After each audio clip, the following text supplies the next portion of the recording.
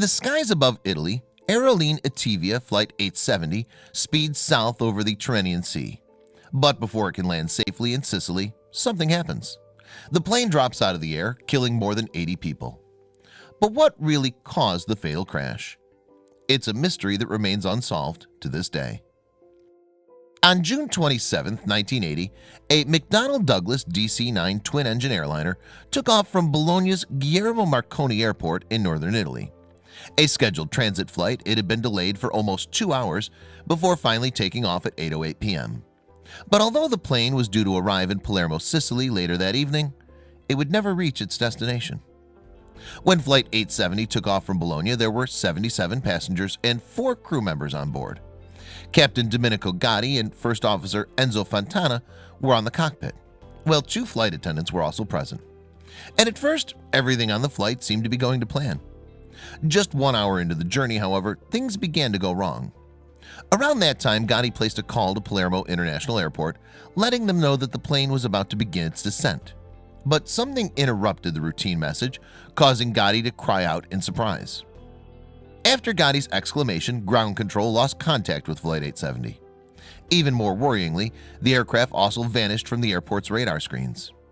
Finally, just after 9 p.m., the plane plummeted into the Tyrrhenian Sea, some 90 miles north of Palermo. Immediately, 2 F-104s from the Italian Air Force were sent to the crash site. Sadly, poor visibility at the time hampered the efforts to find survivors. Then later that evening, wreckage from the plane was spotted close to the island of Ustica. Slowly, the terrible truth dawned. Everyone on board had died. But what had caused a commercial aircraft to simply drop out of the sky mid-flight? Almost 40 years after the crash of Flight 870, there are still no definitive answers. At first, it was believed that a technical fault had caused the fatal crash. But as time passed and the Italian authorities failed to issue an official report, other theories began gaining traction across the country. And when mechanical failure was discounted as an explanation, the speculation only grew.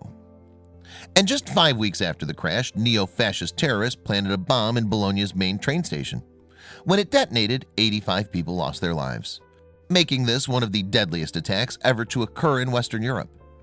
Understandably, many began to wonder if similar forces could have been responsible for the downing of Flight 870. Then in 1989, Italian officials issued a startling statement. According to the Parliamentary Commission for Terrorism, Flight 870 was intentionally brought down. The DC-9 was shot down, it read. The lives of 81 innocent citizens were destroyed by an action properly described as an act of war.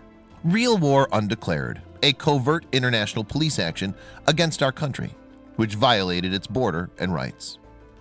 However, the statement failed to mention who, if anyone, might have perpetrated such a crime. For loved ones waiting for answers, it's likely that this was a difficult time. And while the report seemed to point to a missile attack, a later government commission claimed that an explosion on board the aircraft had been the real cause of the crash.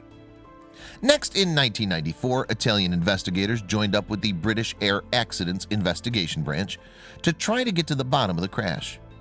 Eventually, they announced that there was conclusive evidence to support the theory that a bomb had exploded on board. However, these findings were subsequently dismissed by Italy's high courts. 5 years later, there was another twist in the tale. In 1999, renowned Italian judge Rosario Priore completed his own report on the crash. In it, he claimed that the Italian authorities had been deliberately covering up the truth. Furthermore, he stated his belief that Flight 870 had been caught in the crossfire of a deadly political game.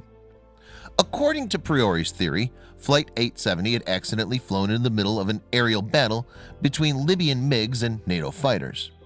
And as the dogfight raged, the commercial airliner had been shot down.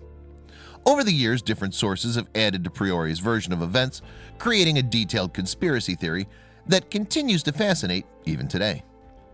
The crux of the theory is that back in the 1980s, Italian officials were allegedly turning a blind eye as Libyan jets navigated Italian airspace undisturbed. Purportedly motivated by the political climate of the time, the story goes that they allowed the aircraft to go undetected by flying in the slipstreams of domestic aircraft.